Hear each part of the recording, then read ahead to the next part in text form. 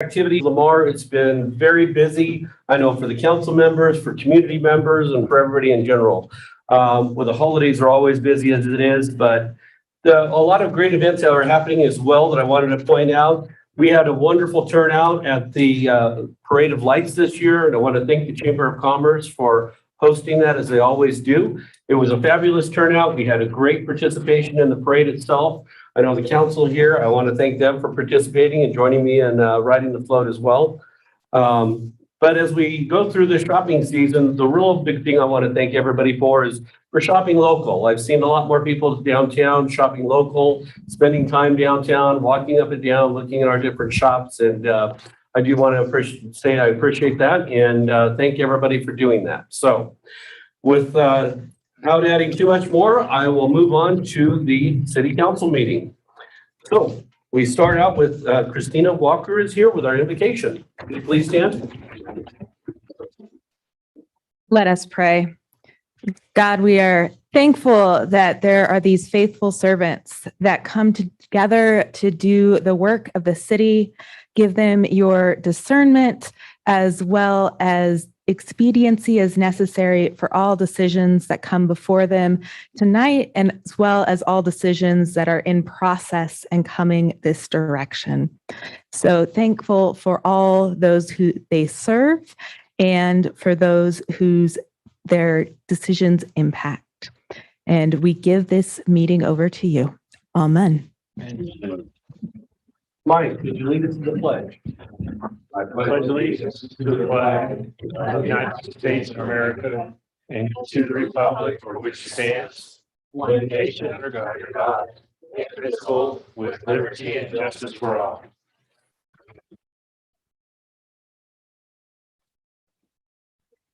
Okay, the time is now 7:03 p.m. I'll call the meeting to order.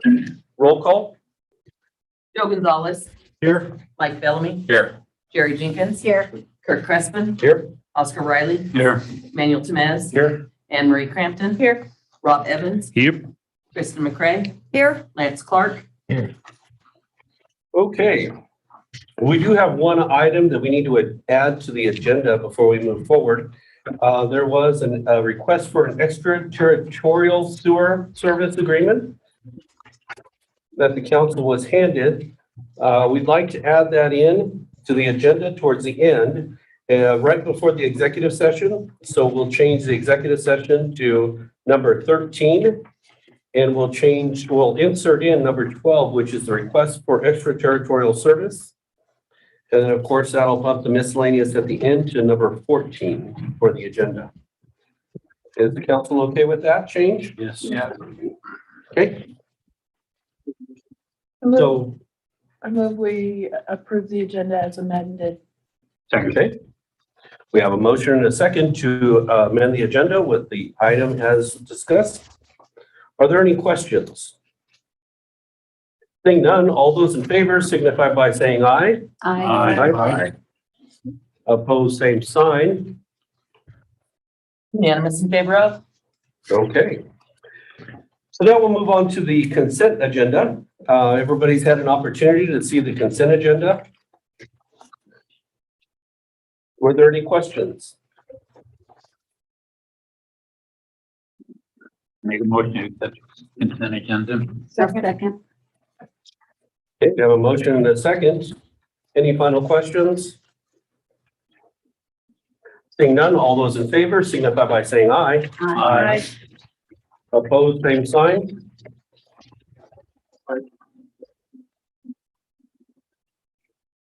Unanimous in favor of. The next item on the agenda is audience participation. During this portion of the meeting, anyone may speak on any subject that does not appear on the agenda. Individual speakers are limited to 3 minutes each, and it would be at the discretion of the council if they got extended extra time. Is there anyone here tonight that would like to speak to the council?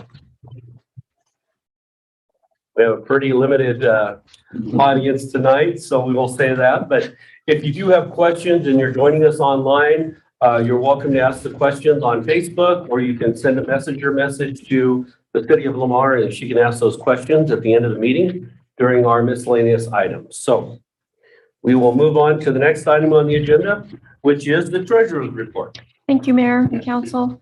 I laid a list of grants in front of all of you for my report tonight. I thought I would let you know where the active grant list that I had shared earlier in the year, where we were at and the progress that we've made on the grants so far.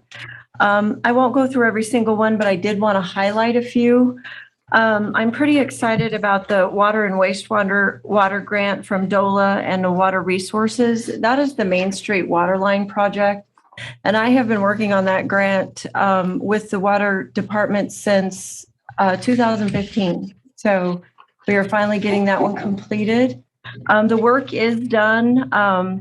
I am working on with JVA closing out the grants, and it's a process. So we're involved in that right now currently. So I'm excited about that one. That one's been quite a project. So I'm excited to see that one come to a close.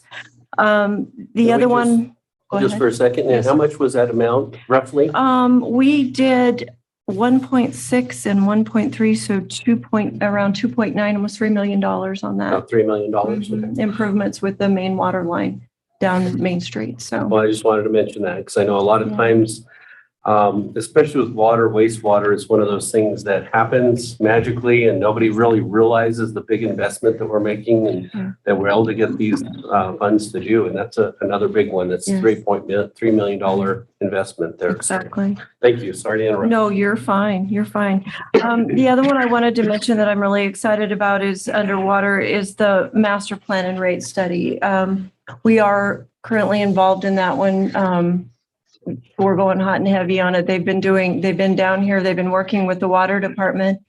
Raf Tellis, who's doing the rate study, is now working with me, and me and my staff are getting him documents as well. So they're working fast and furious on that one, and I'm excited about that one. I believe that that'll have a huge impact on our water and wastewater department and give council and the mayor and the city administrator a lot of direction on what we need to do with our rates going forward. It'll help prioritize our projects going forward. So I am very excited about that one and very pleased with the way that it's going. So I wanted to point that one out as well.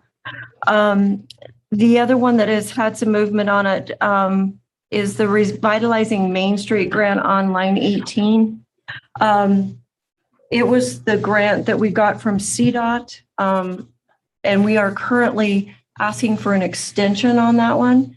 That one was ending on December 21st, and we just couldn't get all of the projects done. We had some hangups with the fire pit at the Pocket Park and some things like that. So I am currently asking for an extension. I've been told by CDOT that we are up for an extension, and he went to work on the paperwork. So we're going to work on that. I've asked for a meeting with Robin Morgan, and we're going to sit down and see if we can't replace that project of the fire pit with some other useful projects. We've thought about shade structure over the stage, maybe some sidewalk work. I've been visiting with Craig a little bit.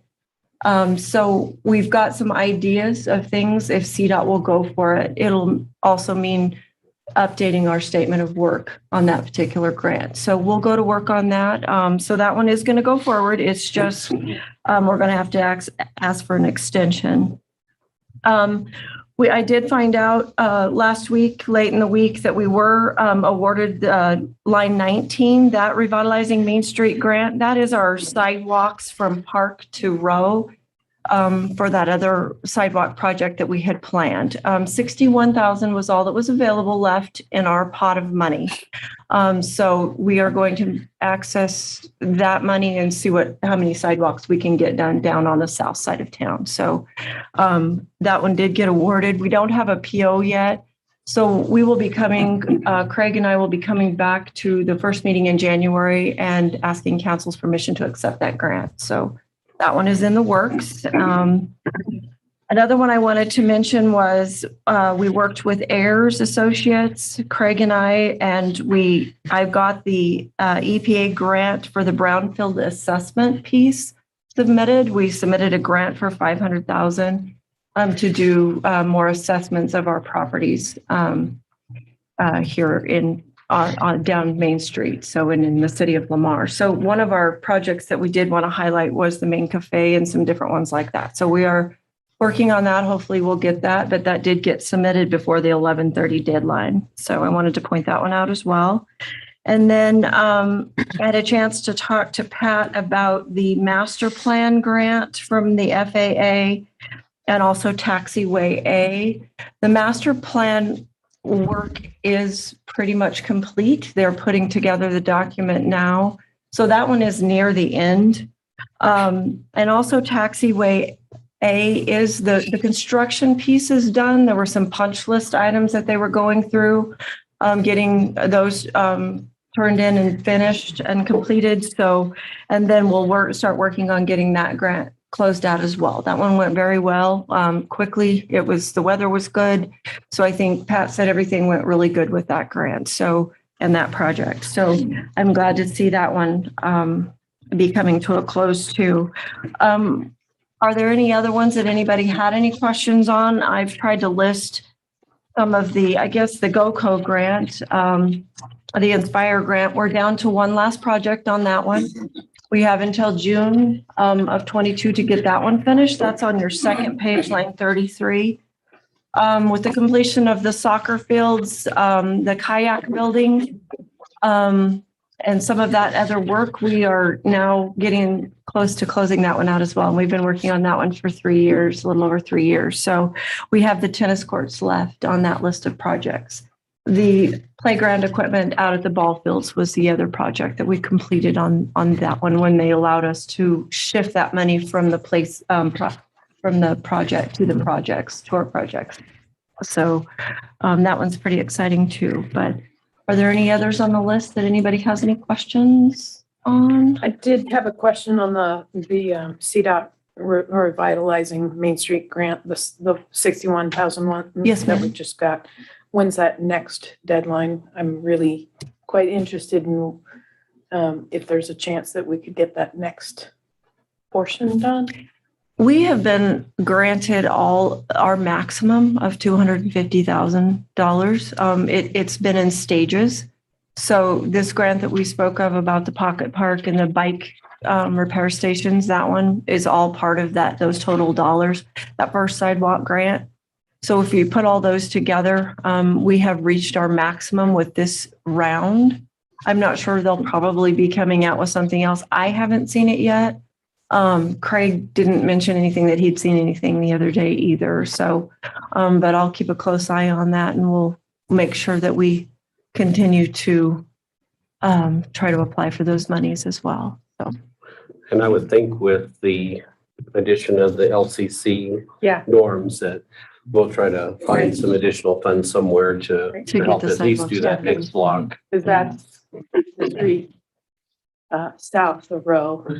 Yeah. One street Mhm. south of Row.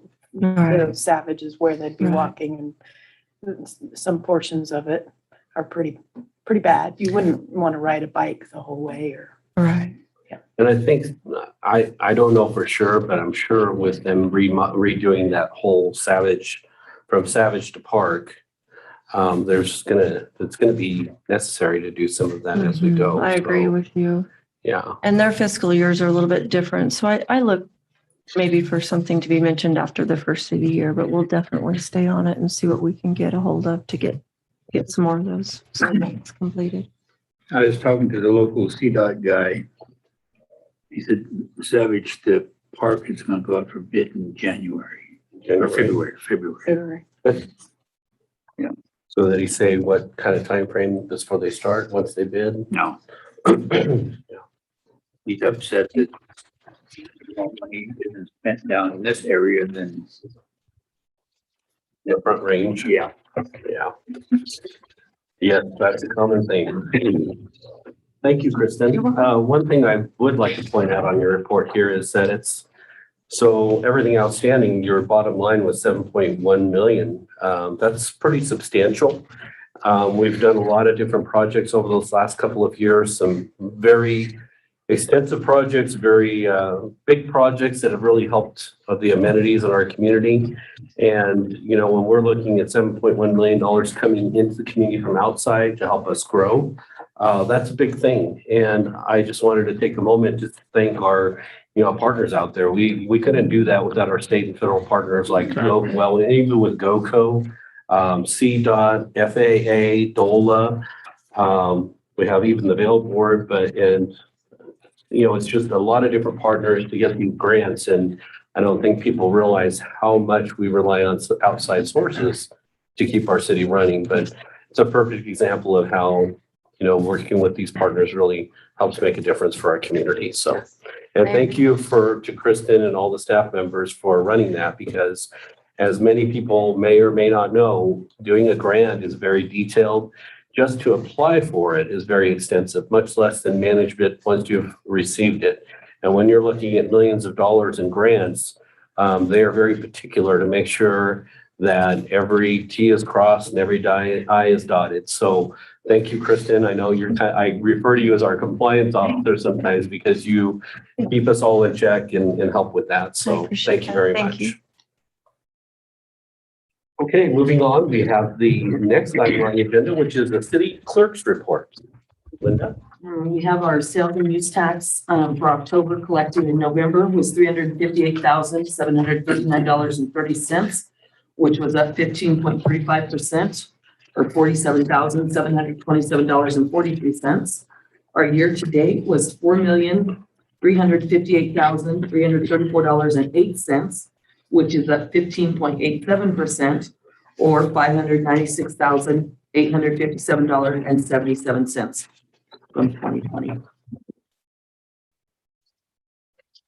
Any questions for the clerk? A great report, good growth of year over year for sure. So that's wonderful to see that. Next item on the agenda is the city administrator report. Rob? Thank you, Mayor. Well, I know the mayor had mentioned the great things that have been happening in the community lately. Later on this week, we got the holiday basketball tournament out there at the community building, December 16th through 18th. Make sure you come out. There's a lot of basketball, a lot of fun. The city holiday party is going to be on December 17th at the Elks Lodge, 6 p.m. And whether or not you believe it, the winter begins in December 21st. I don't know if anybody's noticed out there, but it doesn't really feel like it. We'll get there soon, though, on the 21st. The city offices will be closed on Friday, December 24th and December 27th for the Christmas holiday. City offices will also be closed on December 31st for the New Year's Day holiday. A reminder that the second city council meeting that would have been on the 27th has been canceled. And the next thing we wanted to discuss was the council meal schedule, you know, the breakfast or the dinner. Did you guys have anything that you wanted to announce on that one? Well, we probably need to at least for January, because that's the first week of January. Did we want to stay with the breakfast? Did you want to go to a evening again? What is council's ideas and thoughts? I know I've had a couple of people that said they wanted to stay with the breakfast because they like that, but it just seems like we have a really low attendance for the breakfasts. Okay. I think we should try the dinner again and in 1 month do rotate them. Okay. Anybody else? I had at least one community member that actually tried to make it this month and just had a conflict and couldn't be there. But I think when I was talking to him, we need to be consistent. Yeah. So we can't be flipping. I wouldn't recommend flipping between breakfast and dinner. Yeah. Unless you do a whole lot of promotion because people don't remember. The only thing that I had noticed is we didn't have a huge turnout, but the ones that did attend in the morning were like the superintendent of the school, the president of the college. Whereas it was a little more difficult, it seemed like, for some of them to join at night because usually meetings and other things that happen. So that was the only reason why I was going to suggest the breakfast. Out of all the whole year, all 12 months, the only thing that I really would like to see us do again next year somehow, some way. Don't know if it's even possible. But I do think that the event that we did in June for the community with the hot dogs, it was a little bit expensive, a little bit of an investment, but I do think that it was a good turnout for the most part. I think out of all of our events that the council did, even other than the ribbon cutting at North Gateway Park, that one was pretty well attended. I don't know if you'd want to try that again as well. But that's the only one that I really thought was pretty exciting, but I love doing that. It's just not conducive to having conversations with Right. citizens because we're working. cooking instead of mingling. Yeah, that is true. So maybe we just need to stick with, why don't we do this? Let me throw this idea out. What if we were to do every month the breakfast except for the third month where on once a quarter we do the evening one? And then that way it's 2 months breakfast, 1 month evening, 2 months breakfast, 1 month evening. What do you guys think of that idea? It'll be a quarterly evening. Doesn't matter. It may give us a better, idea if where the attendance is gonna happen, so. Well, and I just thought that way, if we set that as once a quarter, we're doing the evening, every other month, we're doing it in the breakfast, people can plan for that. Oh, this month is gonna be in the quarter, and maybe that'll help plan it. Right. And you can do the standard the evening quarters where it's March, June, September, December, right? So people know those are the evenings. Right. I can do some informal polling because I was on my next one is about my coffee with Rob, and we'll start at the Hickory House in January. I think I could probably find out when would they be most desired to talk to the council. Because I'll be doing my sit down and have coffee. We don't have to talk about really business stuff if they don't want to, but I will ask them, hey, if you guys want to meet the council, when would you guys rather do it, breakfast or dinner? Okay. What do you guys think? Sounds good to me. I'm open either way. I'm good. I really like your idea of a barbecue. Yeah. I think to solve the issue of the city council cooking, maybe an organization in the community could volunteer up to do that. I might have a few people I can volunteer. Well, and we do have the night out with the force, that's for the force. So I don't know what if we were to blend it with the night out with the force, and is that possible, or would that intrude? I think anything is possible. We're always do that in the June, I think we normally do that. Start writing line with that quarterly. So I think yours was the week after ours, it seemed like, so it was almost a duplicate back to back, whereas if we try to, Start off with something better. yeah, it's just a thought. I don't know if that would be more beneficial to do them together or not, or leave it separate. If we do them together, then we can be there and talk to people. Or just be there at the evening with the sports.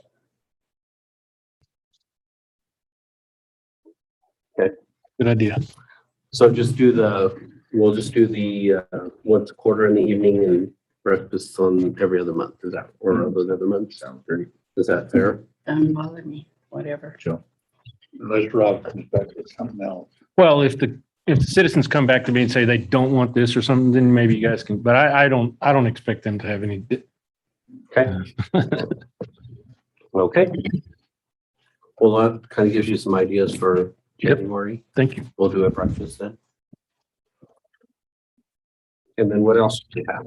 Well, I mentioned that I'll start having coffee with anybody who wants to come up, and remember, it's not breakfast. My wife told me to remind you of that again. It's coffee with Rob, not breakfast with Rob. So the next one was the Juneteenth holiday. It's federal holiday now. Some cities have decided to go ahead and honor it. Now, I know we have a limited number of federal holidays that we don't recognize all of them here, or we don't let everybody off on those days. And I was wondering if you had your thoughts on making this an official one for the city. What is the date? It's 18th or the 19th. What's it represent? It's Celebrating. it's the emancipation, or the last time that they were informed, the last freed slaves down in Texas. They were told down there that it was after the actual end of the Civil War, but they went down there and told them that, hey, you guys are free. What, 2 years later? Something like So it was a long time afterwards.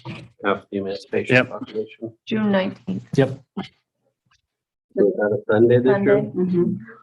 So that would be on, I don't know how they do. A Monday, we'd get them the next day. If it's on a Sunday, it's on Monday. If it's on Saturday, you give Friday. But you can either swap it with another holiday or add that, and we have to amend how we, fund that. But Now, don't we need to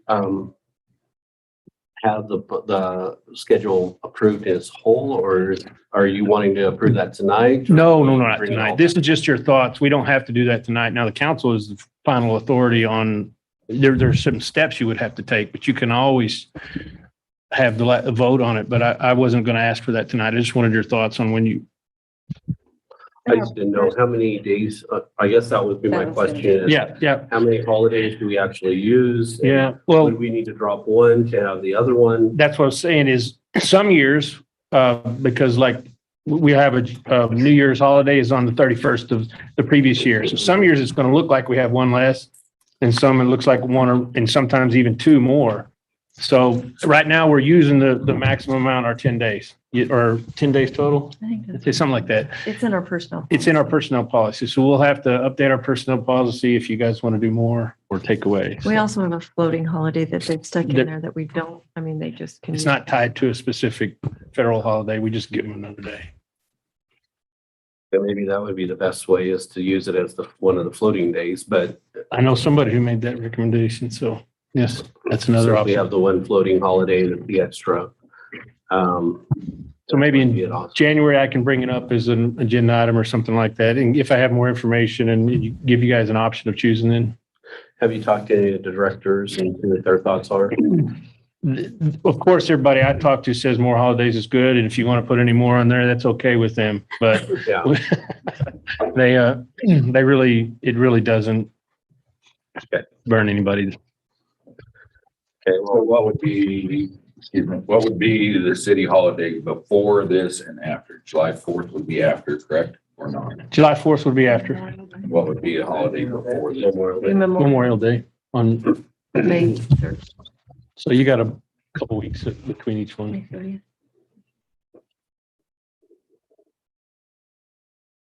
It'd be a great idea to pursue it, yes. Okay. Well, I'll get some more information together and present it to you guys and let you either make a choice or put it off until you want to make a choice, but I'll bring more to you in January. Okay. Thank you. I've got one other issue, but I'll bring it up in miscellaneous at the end, if that's okay, about Brooke Para and the people we talked to today. Okay, or if you want to mention it now. Well, that's sure. fine, too. Because after the, because we're going to go into executive session, so every meeting. Yeah, then they wouldn't get it. Stay after that. Sure. Okay, so I know that one of the things I've noticed since I've been here is there's been a great desire and everybody's, the efforts are made to increase and improve the housing here in Lamar. And we talked to Miss Brooke Para from Rob, was it? Or it's part of Involve, and they have a lot of interest in helping us develop our area. We've got like 21 lots right outside where the high school's at. It's right on the edge of town. We own some land and we could annex them in, but we talked to them today and they said, yes, they know plenty of developers that would jump at the opportunity at coming in and putting in some additional housing. And what we had discussed today was some East senior housing that may be some extra services provided, not necessarily a nursing home, but like the city would own it and we'd have a management company. They would mow the yards and do things like that. Either smaller type houses, people can downsize or just want to get away from having to do all the work that to own a house is. So the city could open up some housing like that, which would allow some other houses for, professionals to move in or growing families or anything like that. Some of our bigger houses would be available to them. So they said, that sounds like a great idea. They have several people they want to go talk back to, and they said that they would bring us some information back. But I thought it was really productive because they said that people would jump at this. That they think there's a lot of people that would want to come in and help, especially since we have so much to offer to them. The land, the infrastructure, we got water and sewer comes right up to it. It wouldn't take a big investment in infrastructure to get that to them. And then and if a company can get that type of, maybe if you guys offer as incentives, would be a good way to get somebody in to put in these type of houses. So just a little bit of information about the progress we're making in improving the housing around here. Good. What we were talking about, just to kind of clarify, was the senior transitional housing. Yep. You're not ready for going into a nursing home, but they're empty nesters and they just don't want to have to mow and fix their yard up. So they have a place to live and they just, it's just more of a comfortable environment for that senior transitional. Would it be an age restricted community? You could do that if you wanted to, if there were enough interest, and you could break it up into different parts that maybe part of it was, and I've been a part of those type of communities before with 55 and over or something like that. And if you don't want kids banging loud stuff or dogs or whatever, you can put those type of restrictions in, and they work. Golf courses and all kinds of stuff. So those are good ideas. I had somebody ask me about that. House is too big and I'm by myself. Yep. That's exactly what we talked Exactly what we're about talking today. about. 2-bedroom, Mhm. something like that. Yep. Yeah. So are they leased, rented? They will be rented, but the city will own it. We'll just have a management company. I would say that was the best way to handle it, is the city would maintain it, and we could help with, direction and services, but since we don't want them to have to really worry about that kind of thing.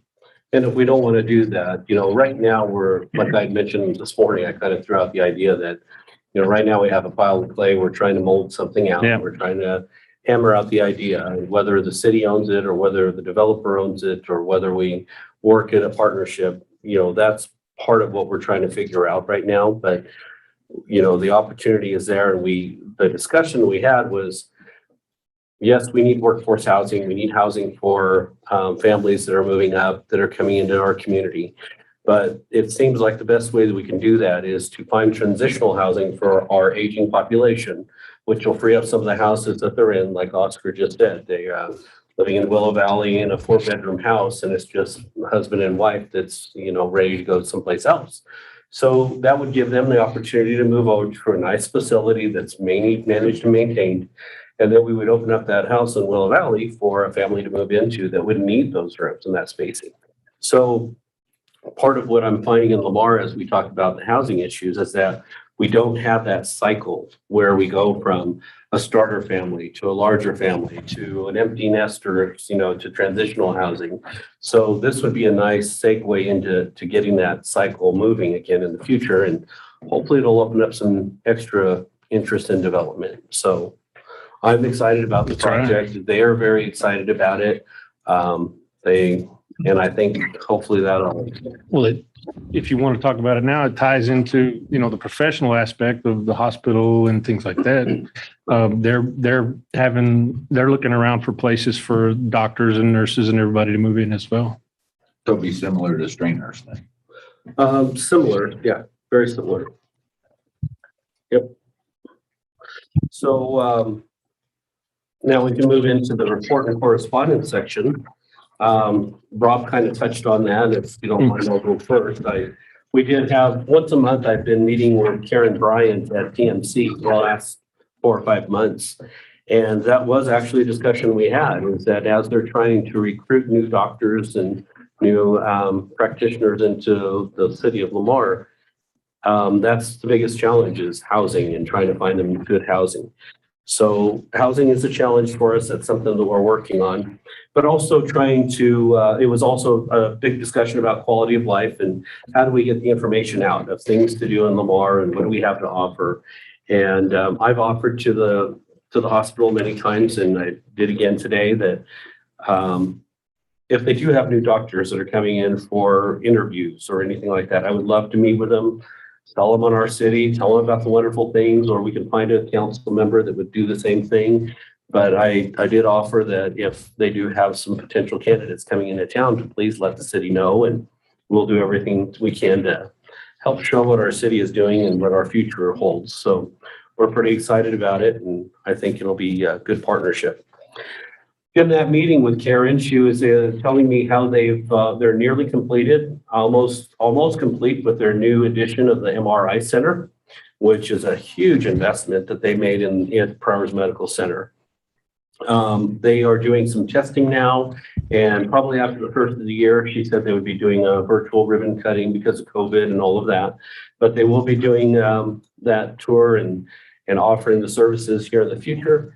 They have had some staffing issues, as we know, but they are getting those all resolved. They have had many different interviews and different practitioners and some doctors and locums that are coming in and some nurses. So they're excited about the direction and especially with the new services.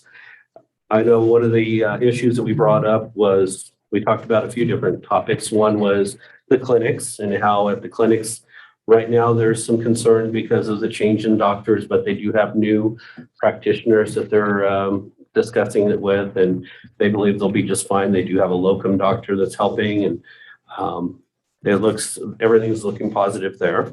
The OB department, that's been a big concern for everybody. They do have a plan in place. They have things that are moving ahead. They're expecting early spring to be back in business with that. They do have nurses, they just need a certain criterion, a certain amount, and they're working on it. And I think they'll have all those hurdles covered by first quarter of next year. And then the last part, of course, they were talking about the MRA and some of the other departments needing nurses as well. So everything's looking positive. I think they are working very hard to get through this struggle out of all the different entities that I've talked to over the last couple of years and dealt with over the last couple of years. I know the city got pretty beat up over COVID. I know the county got beat up pretty well, but the hospital, it was really difficult on them. It was really difficult on the nurses, on the doctors, the staff, in the administration. So it's just been a challenging time with everything that's going on. So I commend them for continuing the fight. And I know it's been a struggle, but they are working hard to make sure that we have all the services we need in Southeast Colorado for healthcare, and they're doing a very good job on that. So I wanted to commend them on that part. Aside from that, on my reports and correspondence, Rob and I attended the two-shot goose hunt the other night when they had their presidential opening. Yeah. And it was a great presidential reception. Thank you very much. Yep. It was a great evening. We got to give them a little welcoming, meet a lot of the different people, and it was great to have that. It's been going on for 54 years. It's kind of hard to believe that event's been going on longer than I've even been born. So it's pretty exciting to see that, and I'm so glad. One of the things I said in my welcoming speech was to give credit to the organizers. You know, I know Roseanne Yates has been very involved. Her husband was involved for many years before that. It takes those kind of volunteers to make these things happen, but to have volunteers consistently for 54 years is just huge. So we thank them for that. Thank them for having that in Lamar. And then last but not least, I've been back and forth with emails with Rick Klein in La Junta, who's a city administrator in La Junta, and have been trying to get some time set up with the new mayor. So we'll be meeting in the next week or so, or the next upcoming weeks, to just get together, open communications. You know, Lamar and La Junta are the two big hubs in Southeast Colorado, and I feel like keeping that momentum and those discussions going, working together and collaborating would be beneficial for both of us. So with the new mayor being in place, I thought it was important to reach out, and hopefully we'll have the opportunity to do that. And that'll give Rob the opportunity to meet them as well. So we're excited about that. If you can get a word in edgewise. Yes. Rick's a great guy. He's excited sometimes. He's a great guy to talk to. He's very knowledgeable. Yeah. So moving on with any other reports and correspondence. Do we have anything else? Yep. Okay. Zoning and planning met last Tuesday, and the variance board was also there on the SECCDD, whatever houses. We approved their variance to lot sizes. in that zoning area, it's 8,000 minimum square feet per lot. They wanted 6,000, but yeah, we took, no, there are 3 at 6,500 and 2 at 7,150 square feet. So they're 3 of them are 50 foot wide and they're all 130 foot deep.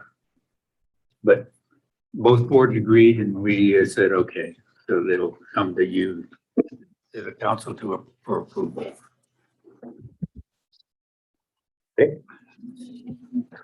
Anything else happening? Airport board, golf? Golf tomorrow, airport Wednesday. Okay. I'm sure you'll have something in the first of the year. Sure. Okay. They covered it all, Joe? You did.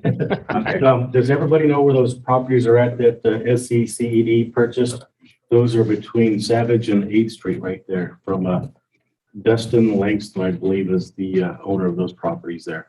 So those are part of the workforce housing projects that they're working on with SCCED, and then they'll be selling those out here pretty soon as far as pre-selling. Is that right? Yep, correct. They're going to be, they bought the lots from what I understand. Mhm. And as Oscar mentioned, they, in that particular zoning, which was an R1 zoning, required 8,000 square foot per lot. But SEC was asking for a variance for under 8,000 per lot due to the nature of the homes that were going to be built there. And so both boards met and agreed that that was fine with them. Okay, great. Anybody else? Jerry? Yeah. First of all, I'd really like to give out a shout out to Morgan and Martha and Kendra. I hope I'm not leaving anybody out. They did a really great job on the gala and it was a lot of fun. It was very nice, just great time. So I wanted to tell them thank you for their hard work and awesome job they did. Also a big, yes, I was going to say that's for the Lamar Partnership Gala that Yes. happened the other night. sorry. And for those who don't know, Lamar Partnership works with downtown Colorado and our Main Street program. And I know Morgan works with that program quite extensively. So Yes, they had a good turnout, so. And then I'd also like to give a shout out to the Lamar Community Thanksgiving Group that did a Thanksgiving dinner on Thanksgiving, and they served over 300 people. And the ones who have started this project are Maria Gutierrez, Apollonia Barrera, Blanca Rodriguez, and Lupita Mongaray. And there's many, many more volunteers that she couldn't give me all their names. But we'd really like to thank them for what they've done for the community and continue to do. And we, if we can help out, let us know what we can do to help out. good. and also to the Hope Center who hosted it Yes. as well. Lori Hammer and all of them. I knew I'd leave somebody out. I apologize. But it's a big thank you to all of them, and it's awesome the way they help our community. Do you have any others? No, that's it. Okay. Anybody else? Anne Marie? No update from the college? Bought a dorm. You bought a dorm. We, the Lamar Community College Foundation purchased the Main Street View Motel at 1210 South Main Street. We are helping the college grow, basically. The college is kind of hamstrung on student housing, and the only way they can grow substantially is with additional housing. So the foundation has purchased Main Street View with, it has 40 rooms. We're hoping that that will accommodate about 75 more students. And we are fundraising to do all the renovations that are necessary. And we've got a level of health and safety, and then renovations to make it look better and be more efficient, et cetera. So, and Old Elmar. yes, the old Elmar check-in, and it was Main Street View Motel. And we hope to have it open and functional for students this fall in August. Okay, Anne Marie, question. If individuals are interested in donating, where can they and who can they donate to? Well, thank For you those for that don't asking. know. That would be the Lamar Community College Foundation, which I happen to be the executive director of. We're the same address as the college, 2401 South Main Street, 336-1520. And those contributions are eligible for Colorado Enterprise Zone credit. So you can get an additional 25% tax credit if you itemize. So it's a good deal for people who, well, want to invest in our community or want a pretty good tax credit. Great. Thank you for asking. thank you. All right, anybody else? You have anything, Mike? No, sir. And you said no. Okay, with that said, we will move on to the next part of our agenda, which is our new business. The new business is a public hearing for adoption of supplemental budget for the city of Lamar for current year ending December 31st, 2021. This was introduced by Kristen McCray, our city treasurer. Would you like to speak about that? Sure. This is some housekeeping things that happened at the end of the year. Anytime we receive more monies than we budgeted or expend more than we budgeted in any fund, I'm required to do a supplemental budget, which requires the same public hearing that the budget required. It was published in the paper, hung on the front of the building. Guess we should have went into public hearing and then had you explain it. Yeah, my fault. Before you went in too far. That's okay. So why don't we move into public I hearing? move we go into public hearing. Second. Okay, we have a motion and a second to move into public hearing. All those in favor signify by saying aye. Unanimous in favor of? So with that said, I will let you continue. It was published in the paper, like I said, and put on the building to notify the public that they had a period where they could examine the supplemental budget, which was placed in the clerk's office for more than the required amount of time. So they had a chance to review it. So the public hearing is for any comments on that supplemental budget from the public. Okay. So this was just for the supplemental budget that we'll be adding in. And did we have any significant changes in the budget? I've had several, which we'll discuss on the next item. I had a resolution, so explaining all of the funds that I'm asking for supplemental dollars to be approved. All right. So with that said, do we have a very limited audience here tonight, but is there anybody who would like to speak against or for the supplemental budget?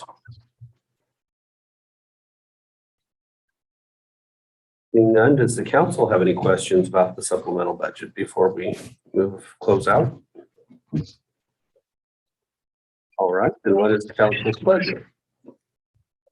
I move we go out of public hearing. Second.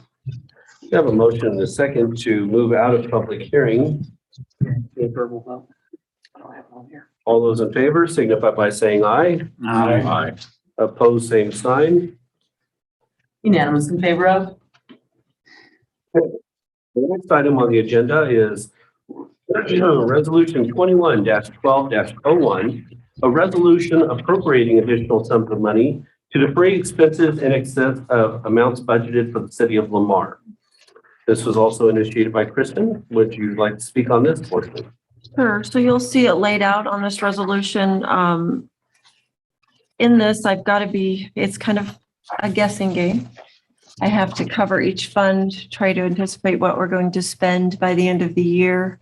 And also any audit entries that I think that will be made due to depreciation or things like that. So I am required by statute to ask for a supplemental for any revenues above what we budgeted, what was appropriated at the beginning of the year. Some of the main things this year were the ARPA money, which was the American Recovery Act, not to be mistaken with Arkansas Power Authority. We got 900,000 that we received in 21 for that wasn't budgeted, and also the FPPA old hire money. It was a little over 1.3 million. So that took into account the largest increase in the general fund. And then as you go on down, there's sales tax fund. We've just taken in more sales tax than we had budgeted for and anticipated, which is a good thing, but I have to account for it since it's a separate fund. Conservation Trust, we went over in expenditures, or we're anticipating going over due to the soccer field that you guys approved to go forward with. And this was the match for the GoCo grant, came out of Conservation Trust. Unemployment's a tough one. Never know from year to year what that one's going to entail, but we did go over what I had anticipated in the budget. As you go on down, the taxiway A was a big one in the capital fund. That was something that council approved to do. We had those monies available. That wasn't in the original budget. Fairmount investment, we just had more revenues come in than we had budgeted for, which is a good thing as well. Sanitation, we were up a little bit in miscellaneous revenues, had a big insurance claim, also have anticipating buying a trash truck before we close out the year. So those were some of the things in sanitation fund that weren't anticipated. Water and wastewater, there were some grant expenditures that didn't happen last year that happened this year that we weren't anticipating at budget time last year. We're up a little bit in revenues. Miscellaneous revenues are up a little bit. And so that was what the water and wastewater increase was for. And in the ambulance fund, they have been giving us a Medicaid supplement is what they're calling it, trying to give back to these communities to try to offset that write-off that we have on Medicaid. It's so large. And we have so many Medicaid patients that we serve under the ambulance fund. So that was not budgeted for, but it was great to receive it. It did help offset a lot of the expenses. So I'm open to any questions that anybody might have. But this covers us audit-wise and statutorily on if we're spending or the budget or receiving more revenues than we had budgeted.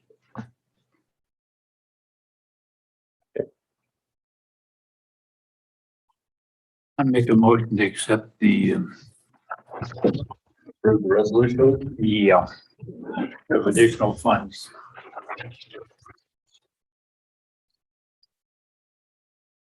Okay, we have a motion and a second to approve the resolution amending the budget increase. Do we have any final questions? Seeing none, all those in favor signify by saying aye. Aye. Opposed, same sign. Unanimous in favor of? Okay. Moving on to the next item. Thank you, Kristen. Moving on to the next item on the agenda is to appoint a member to the Arkansas River Power Authority Board of Directors. The term for Mr. Roger Stegner is on the Arkansas River Power Authority Board of Directors will expire on the 31st, 2021. This was actually brought in by the city clerk. Linda, would you like to speak on this? So we had this advertised to see if there was anybody interested in getting on the ARPA Board of Directors. We only received one application, which was from Roger Stegner. So we are requesting a reappointment of Roger Stegner to the ARPA Board for a 4-year term in December 31st of 2025. Second. Okay, we have a motion and a second to reappoint Roger Stegner to the ARPA Board. Any final questions? Seeing none, all those in favor signify by saying aye. Aye. Opposed, same sign. Unanimous in favor of? Next item is the acceptance of the Vail Grant Award. This was brought in and initiated by Chief Miller. Would you like to speak on this, sir? Back in, I think it was November, I'm sorry. I'm sure it was October 25th. We received authorization to apply for the Vail grant to help for a portion of one of my employees' costs, and also the documentation that was denied to the victims of the crimes in Lamar. We requested $16,666, and we received the full amount. I'm just asking for the city to accept the bail grant and allow the mayor to sign. Make a motion to accept the bail grant. Second. Have a motion and a second to accept the bail grant. Any final questions? Seeing none, all those in favor, signify by saying aye. Aye. Aye. Opposed, same sign. Unanimous in favor of? Next item is proposed agreement for law enforcement and security services, introduced by Chief Miller. This is just something we do every year with the school district. Gives us the authority to go and do the security for football games, basketball games, dances. Instead of bringing one back every time we have to go, we do the agreement with them. The city closed a whole bunch of time and effort to get this done. So I'm just asking tonight for the council to approve it and allow the mayor to sign the contract. Second. And Lance has seen that before, right? Oh, yeah. It's the same one as usual. No change there. No issues this time. So a motion and a second. All those in favor signify by saying aye. Aye. Opposed, same sign. Unanimous in favor of? Moving right along. We have a CCOM agreement for static IP address for the police department annex building. This was initiated by Chief Miller as well. Chief? Busy month, form. So we recently switched to CCOM for our internet provider out at our building where I'm connected to it. In order to access our server for our record management system, we need a static IP address to allow it to be firewall. This is $10 a month in addition to the agreement. I'm just asking to accept the agreement, allow the mayor to sign this $10 a month. Static IP address. And they did. With that, Is there a term on it? 24 2 months. years, yeah. Thank you. Make a motion to have the mayor sign the agreement. The IP address. So we have a motion. Do we have a second? I'll second. A motion and a second to accept the agreement and allow the mayor to sign. Are there any final questions? I did have one. I didn't quite hear. Have you looked at that contract? Yeah, we just needed to add an addendum to it because it's a 24-month contract. Right. I know it's ridiculous, $10, but it's still required. And so he has it attached at the bottom. No, I think they signed it last time. We had the same issue with them. So it's just a pretty simple additional addendum that we needed to add because of the Tabor issue involved. Or we can pay the 240. Couldn't they do that? Pay the 240 and just be done? It's still, yeah. If you pay it at one time, then I guess you would consider that, well, the contract still lasts for 2 years. And you're still gonna have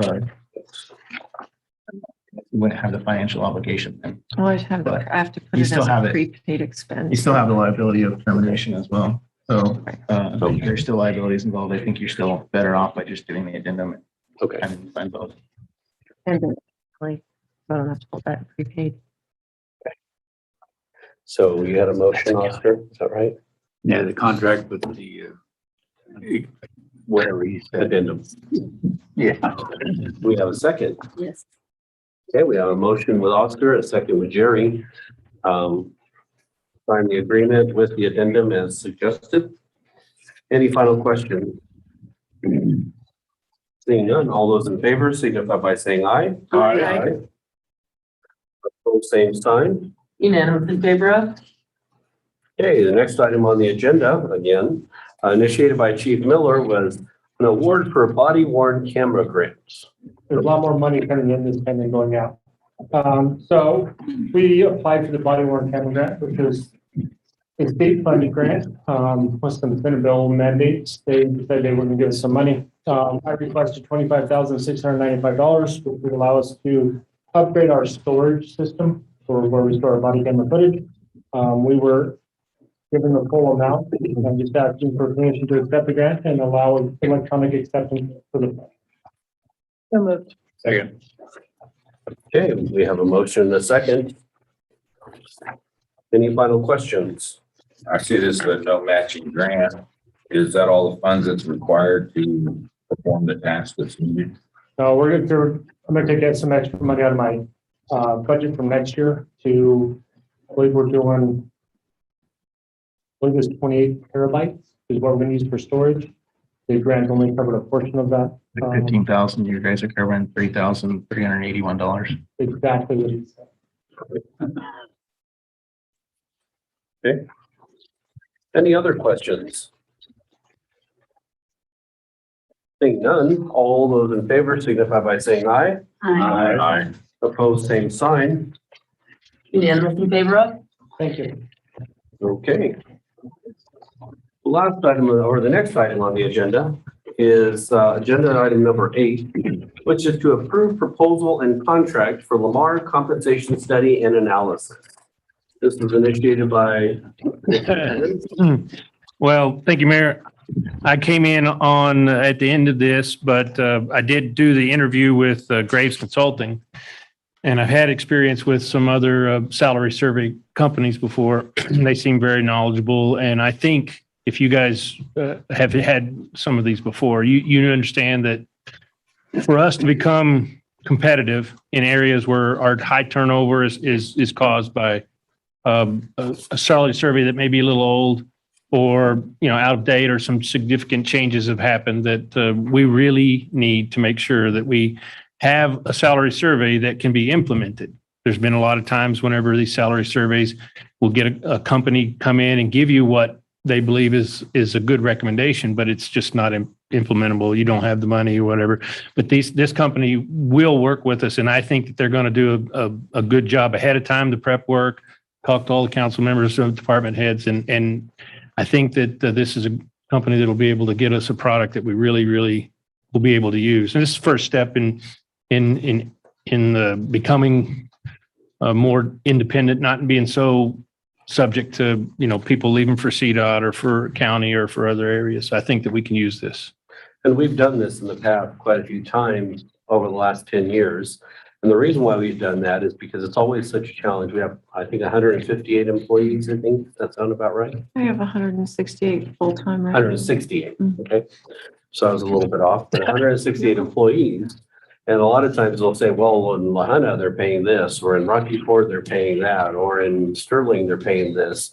And it's very hard to stay competitive when we're going by, those assumptions without actually knowing. And these salary surveys, what they'll do is they'll come in, they'll do a statewide survey of communities that are similar size, similar staff, similar positions. And they'll look at those and make sure that we have a good range of, what is the average salary for this job statewide? So we're not getting so far away from it. We're being competitive statewide. We're being able to keep our jobs as something that people want to apply for. But then on top of that, we have the additional things that they'll be looking at as well, to make sure that we're staying competitive. So it looks like we have somebody online. Yes. Is she listening? Lori? I am here. Would you like to add anything to that? No, I appreciate your description and your endorsement, and I can assure you that we will work very collaboratively with all of the department heads and with each member of the council to make sure that what we put in is something that will fit your budget and be able to be implemented, even if it needs to be phased in. That's something we've worked a lot with, and we've worked with dozens of municipalities in Colorado. We would love the opportunity to work with the city. Okay. Is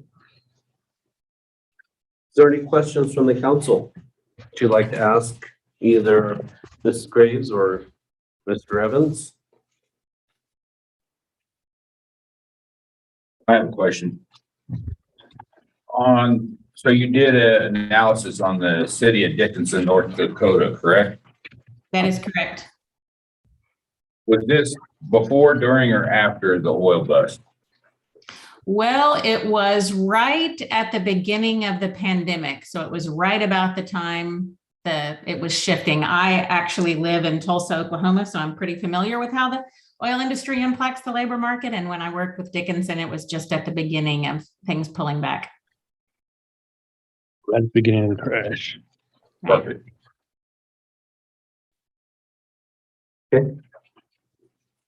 Any other questions, council?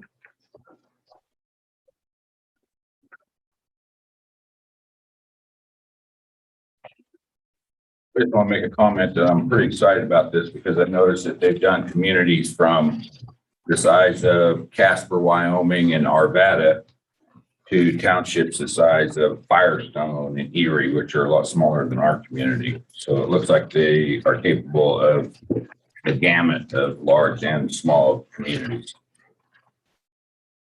You have something, Kristen? I was just going to mention that this is a result of a bid process. We did go out for bid for this and we received 2 qualified bids. And you'll see those on the very last page of your packet. And you can see the price differences there. I just wanted to mention that it wasn't mentioned in the commentary. So you're also awarding that bid. I have a question, but it's directed towards our treasurer. Yes, sir. You know, on the cost here, where are we getting the money from for that, or how are we funding that? You all approved 25,000 in the 2022 budget. So this is a bit over what we budgeted for. So in this, you're also approving us just to go over that 25,000 that was approved in the 2022 budget.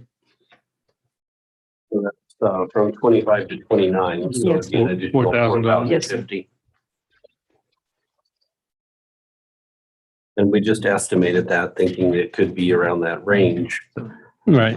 Originally, they talked about doing a smaller version of this compensation study, but it wasn't as thorough. And really, you can't do just a couple of departments without doing the whole thing. And You start getting internal equity problems if you don't do it all at once. Mhm. And just to let the council know, and just to put it perspective on this. Oh, okay. This is, we're looking at an additional $4,000, but really, we may end up having a pretty big bite next year because when these salary surveys do come in, she said she's going to try to work with this on the budget. But I know a few years back, I'd say the first one we did, we ended up having to add in, I think it was like $25,000, $30,000 extra for payroll because there were so many people that were so far off. They were getting paid at the very lowest.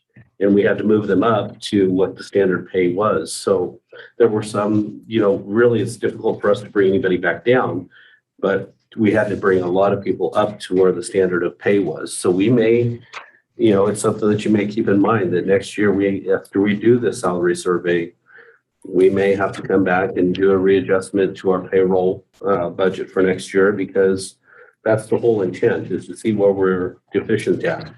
And once we find that deficiency, we're gonna have to bring it back into track. There are ways to defray it, like she mentioned, phasing it in, but eventually you do have to pay.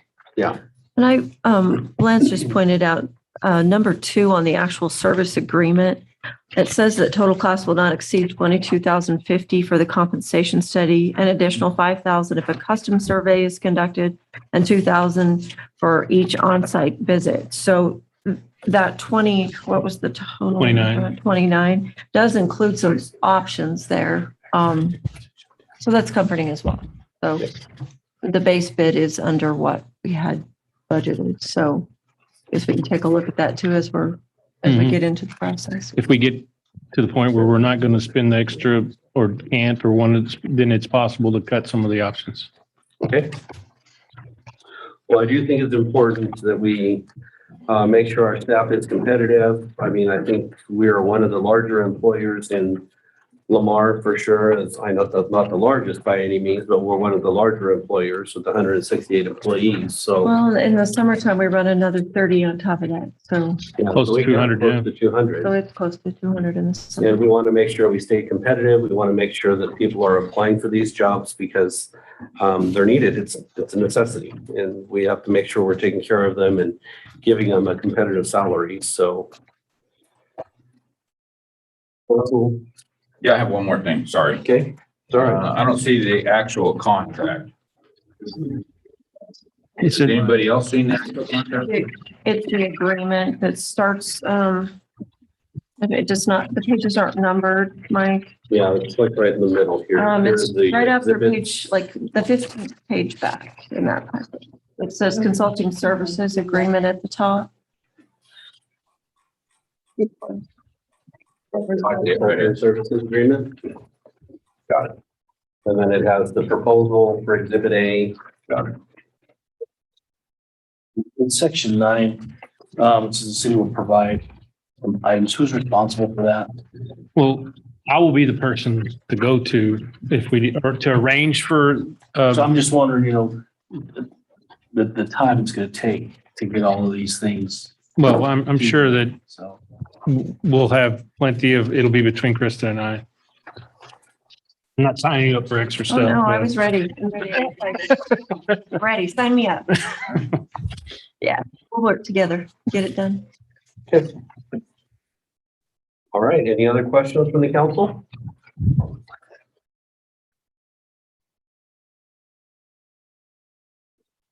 And, I gotta thank Kristen. She's been working with, Margaret, our HR director, and just recently with Rob, but they've been working on this for a few months now, trying to get all these bids in, trying to get everything covered that we need it to be. So, it has taken them a little bit to get this going. I move we approve. Second.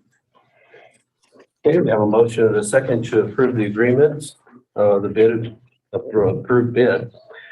Are there any final questions? everything looks good on it, Lance? Yeah, it's a really short contract. Obviously, the contract portion, it does use that proposal, or I don't remember what they call it, but the kind of outlining what they plan to do. Pretty lengthy. I think it's 13 pages worth of information of what they have done in other places on that. So it uses that as an exhibit to the contract. I think that's useful because the term is pretty loose on exactly, it's not real definitive, like we're gonna look at this and this and this. It's more in that proposal is where they list out exactly what they're looking at. So I think it's important that it lists that as an exhibit going forward. What the city's anticipating to receive from. The deliverables. Yeah. I would say in the end, it's going to be them giving me the tools to make a recommendation on you to implement whatever plan that we come up with. Did you want to add anything, Lori, before we vote? No, I don't. And thank you so much. I appreciate the approval and your confidence, and I look forward to working with each of you. I feel confident we can put together a plan that's going to put you in good standing for years to come. So do we have a motion? Second. So we do have a motion and a second. All those in favor signify by saying aye. Aye. Opposed, same sign. Anne Marie? Unanimous in favor of? Okay. All right, thank you. Moving on to the next item on the agenda is the agenda number 9, item number 9, which is to approve funding for the wellness program. This was brought in by Margaret Saldana and Morgan Becker. But neither one is here. Oh, you'll be speaking? Thank you. I'll be speaking.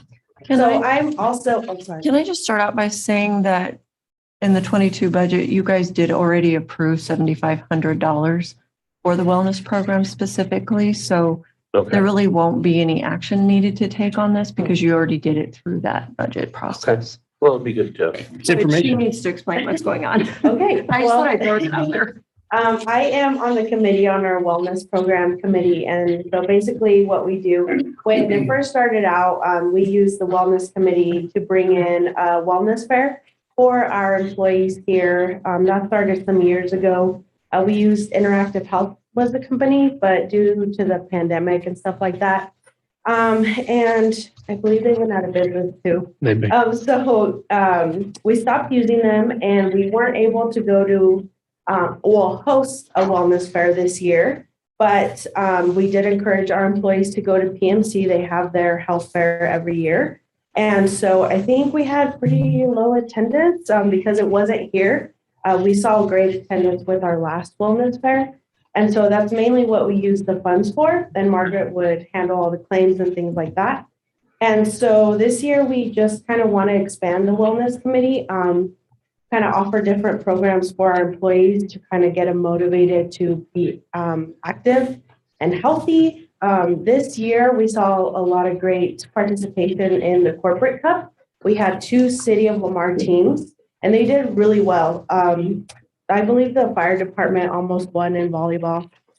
So it was really fun. It was great. It was great team building. And so we would really like the city to be a part of that next year as well.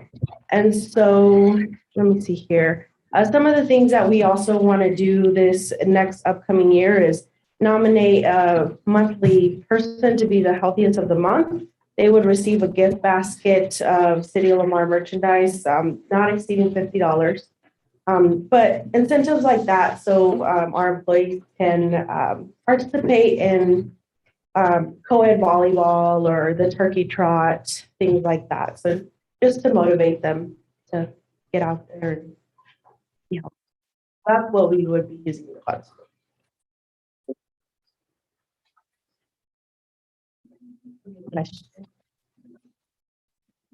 Are you confident these are enough funds to do what you want to do? Yeah, I believe so. We really want to invest in merchandise because we currently do not have any. And so we think that investing in merchandise and getting some teams for the corporate cup this next year, it'll be good. And we also want to have PMC come down this next year and host our own wellness fair down here, because it seems like there's more participation if we host something here and the employees feel like, you know, it's our own private little wellness fair. So, Yeah, have you talked to them at all on that one, that part? Or? I believe we've made some contact with them. Margaret has. Okay. I don't know the extent of that, but. I like the idea of having the employees involved in the corporate cut.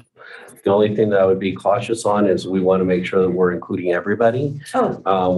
With the corporate cup, we're only doing a few teams and that kind of limits, but I know that's kind of part of it. You never get everybody fully participating, but just making sure we get everybody participating was my only concern, but yeah. And then let me know if you need any assistance of when we, like I said, we do the monthly meeting with Karen Bryant and we can negotiate something with that. Yeah, so we don't need to do a vote on the funding because it's already been given and granted. So, Awesome. okay. Thank you. Well, thank you. So moving on, I guess we can skip that one, or do we want to vote anyways? Okay. All right. The next item on the agenda is low-income household water assistance program, water vendor agreement. This was brought in by the city clerk. So I will let you speak on that. Okay, so this is a new program through the Colorado Department of Human Services. They've reached out to different communities and water companies, electric companies that provide a water service. It's very similar to the LEAP program, only this is for water assistance. However, we did verify that they're not just going to pay a portion of the utility bill, because our bills are electric, water, sewer, and trash. They will pay the entire bill, not just the water portion. This is a federally funded program that runs through the state, and then the participants will apply to the state, and then if they're approved, then they will verify what the customer utility bill is through us, then they will ACH us the money and it will go towards their utility bills. But it does require an agreement between us and the state of Colorado. Do we know what the write-off was for our utilities last? We had that at the last meeting, Yeah. I believe. It was around $35,000. I think you're right. Do you know if there's an amount that they, like, do they have a cap on the amount of funding they would? They have not stated that. And this is a brand new program. It just started within the last 3 months. So I don't know how much money has come down from the feds or how long it will last. I definitely think it would be worth participating in, especially when we have 35,000 and oh, yeah. And Lance, I sent it to Lance. He has had an opportunity to look at the agreement. Yeah, they just put a lot of requirements in there, to maintain specific reporting requirements. The city's supposed to, maintain these records for 3 years, establish fiscal controls and accounting procedures. There's a lot of things that they're expecting. Some of those things happen already. Well, I mean, this is a new program, so it's going to be a new type of, she might, I don't know how Linda accounts for it now. I'm assuming she has some process for it, but it's obviously a different program than some of those other ones. This is a different program. So this is the only program that's assisting customers with utility bills that is coming in ACH.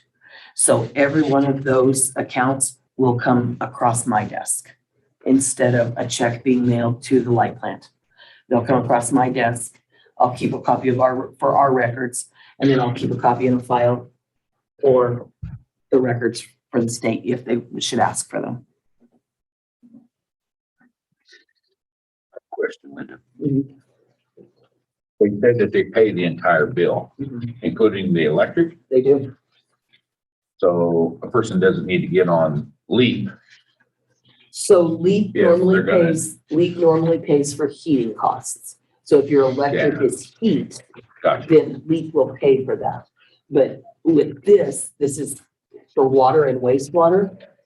But with ours, and I sent an email to the state asking, with our utility bills consisting of everything, electric, water, sewer, and trash, if they would just pay the water and wastewater fee. And they said, no, they will pay the entire amount of the bill to avoid disconnect. So what if somebody is on LEAP and their heat is electric and then they apply for this also? Are we gonna have double dipping going on here on the?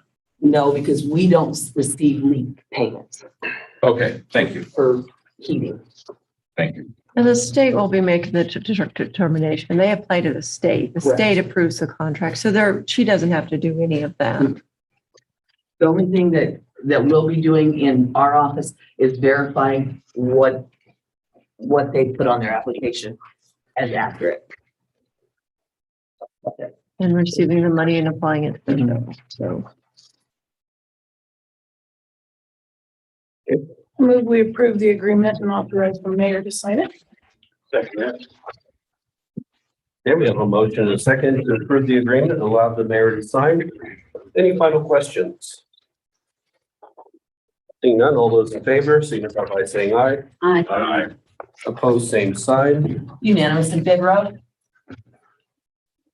Okay, so we did have this item that was inserted in earlier, which is item number, oh no, we have the amend resolution number first. Had my pages shifted, they're on the spot. So we have amend resolution number. This was brought in by the city administrator. Would you like to talk about this? Well, yes, sir. The last two resolutions had the same number and we needed to keep everything straight. We needed to change the last one, add one to the last one. It's just administrative change. Okay. So 21-1102 was passed, approving the interest rate paid, and the number had been previously used. So we just need to add make the change. Okay. So moved. Have a motion and a second to accept the resolution changes. All those in favor signify by saying aye. Aye. Opposed, same sign. Unanimous in favor of? Okay. Now we have a request for extraterritorial water service. This was brought in by Patrick Mason, Public Works Director. But since he's not here tonight, Rob? Yes, sir.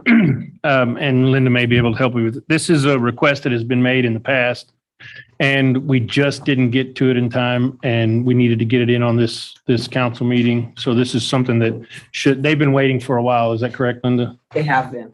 So they had already paid for the tap, but it can't be installed until they sign the extraterritorial since they are outside of the city limits. And this is the same form that we've used for all of our extraterritorials. No issue with it. So this is for water and sewer? It is. Well, so this particular customer is only a sewer customer, not a water customer. So their water is through Prosperity Lab.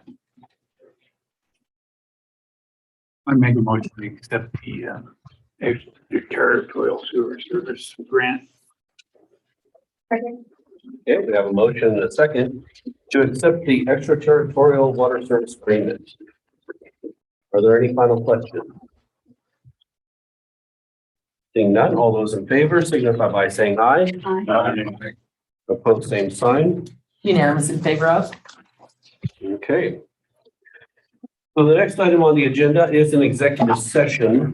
This is just to discuss personnel matters with our new city administrator. However, we do have miscellaneous at the very end of the meeting. We will not be having any decisions coming out of the executive session. So at this time, can we just do the miscellaneous? Would you be okay with that? Do you have any miscellaneous items to discuss before we go into executive session? We did ours already. Okay, does anybody else have any miscellaneous items to discuss? I have a question. Okay. So we purchased a new piece of fire equipment, correct? We replaced a unit. Where is the old unit at? The old fire truck? Yes. Okay, so he's asking about the old fire truck that we're replacing, the one that did not certify. Now, my understanding, we were gonna go out to bid or send that out for bid, or did we? Is this the one where the pump didn't pass the inspection? Yes, correct. My understanding is the insurance said that we're gonna have to get, it's a different truck? Oh, okay, sorry. It's the one we bought the new one for. Sure. Right now, it's still our city asset and we will auction that off. Yes. Are we gonna do something like what you did this year with the Purple wave. Purple wave. I'm So not we'll sure at find this one. point. Yeah, I'll either go that route or try to find a local person to auction it off. The Purple Wave was a little better for things like that because it's kind of, it reaches out further, but Did quite well. I haven't addressed that yet. I was going to do that after the first of the year to see what else we have as far as assets that we need to. But it will, by statute and for my policies, it has to go out for bid. So Or is there the a reason council why we're has going to. to auction and not out for bid? It's same. Was there some same. discussion? I mean, I could maybe do it on offering one it? item or I could do an auction on several. I just don't know right now how many pieces we have. So that will probably, whatever direction we take, that will be what will determine that is how many pieces I have. The reason I'm asking this question is because the last piece of fire apparatus set out here by the city dump and deteriorated to salvage price. It was literally, there was a set of new tires on the truck at $500 a piece.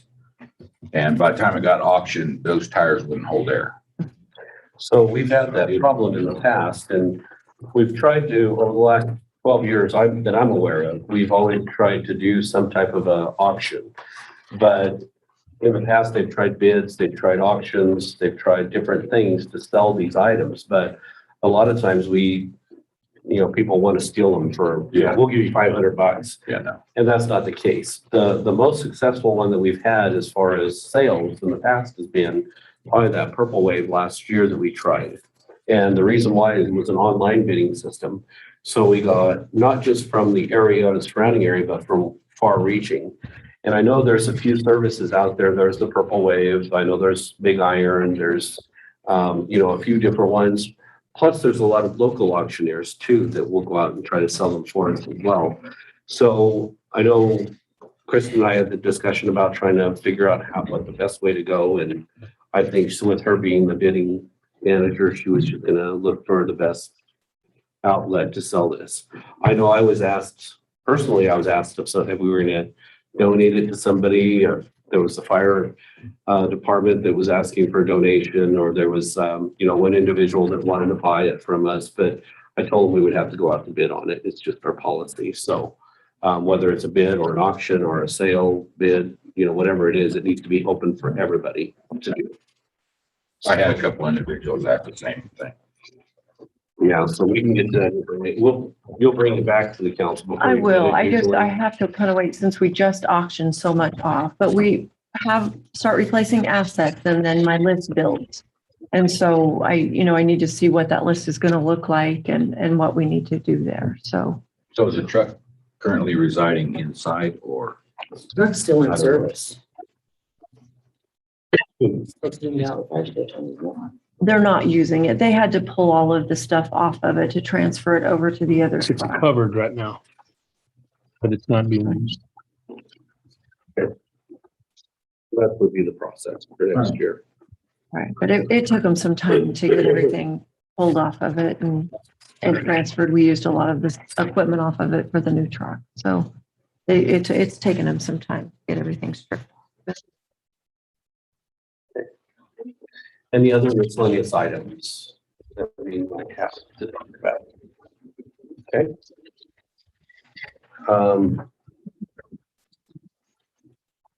Seeing none, I guess the other option or the other idea would, or the other agenda item would be to move into an executive session. So do we have any? Second. Thank you. We have a motion and a second to move into executive session to discuss personnel issues and matters with the city administrator under CRS 266402-4F. All those in favor signify by saying aye. Aye. Aye. Opposed, the same sign.